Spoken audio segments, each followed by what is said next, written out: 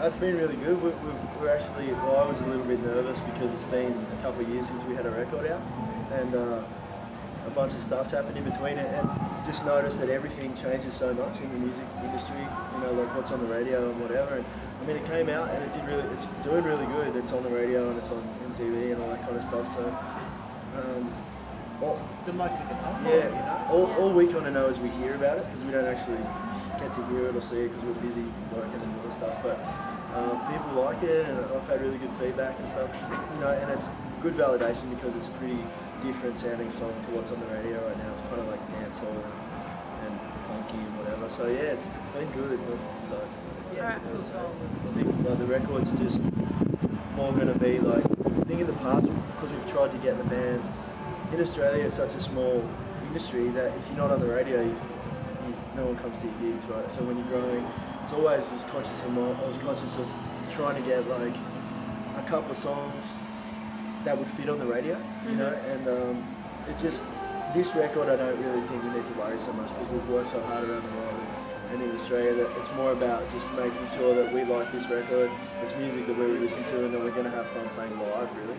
Okay. That's mainly where we're coming from. We're just kind of imagining a record that's just going to be super fun to play for the You know, next. every time the sun comes up and goes down, life has changed, everything has moved on, and all of our songs are just a reflection of things that we see in our lives and music that we've discovered and new things that we've listened to. So it's impossible to pinpoint, but every day is a progression and we'll continue to move and change, and it's just part of our journey. Yeah, it's difficult to say because when you sit down and you write a song together as a band, what you try and do is just make it sound like none of your other songs. And you try and just not play any cliches that you used to playing. And that's the only immediate thing you think about. And then because of that, it ends up sounding slightly different and you head a direction or you head another direction. No better, no worse, but just different.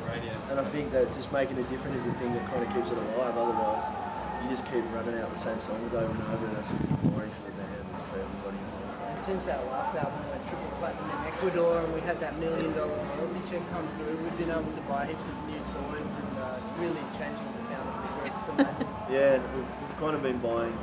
There's a bunch of Ecuadorian players that are really great, so we've been paying dudes to actually write our songs and play for us. Over there, we're like franchising. Yeah, we're like Subway, but a band.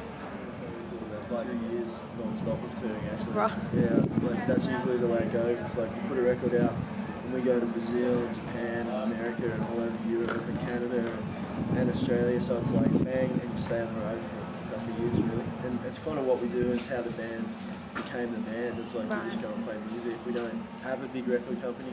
We put our own records out everywhere we do it independently. And so we don't really sit back and count money and sell billions of records like all these major label acts would have you believe that musicians do. We just go and play, get in a van, turn up, say hi to our friends and that we know from all around the world from travelling, and just go and play some music. And, you know, it's really good. That's the job. The job is going to go play, and you know, your record's just a new bunch of stuff to go and play.